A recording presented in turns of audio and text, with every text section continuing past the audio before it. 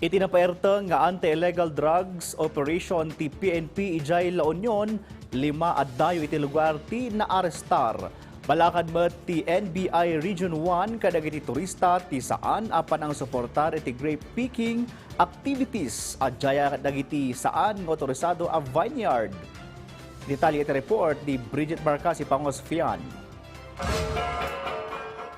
Nasurok 4 kilo ti compacted marijuana leaves kin fruiting tops nga aggatad iti nasurok kumurang 480,000 pesos ti nakumpiskar dagiti otoridad iti naisayang katabaybas operation iti barangay poblasyon Aringay La Union iti laeng Kalmana.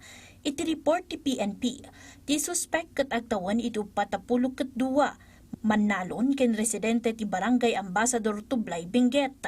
Naalapay manipod iti operasyon ti buy bust money, cellphone ken maysa alugan na ang mapapati ang naaramat iti transaksyon.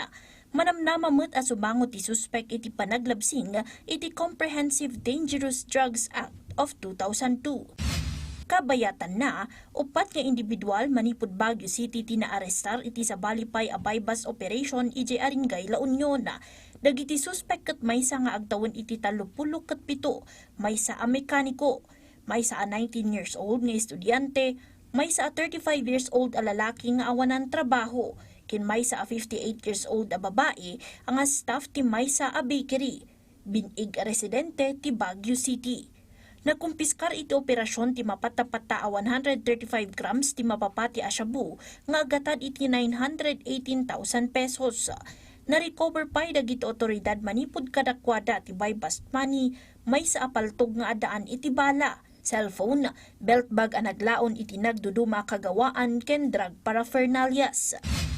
Iti sa balipay a buy bust operation, naarestar ti maysa a 19-year-old na lalaki iti Bawang La Union iti matlaeng Kalmana. Maibasar iti report, maibilbilang daytoy kas maysa a high-value individual iti illegal at droga ken nakumpiskar manipud ken kuana ti 1.5 kilograms ti maatap a napagango a bulong ti marijuana nga agatad iti 180,000 pesos.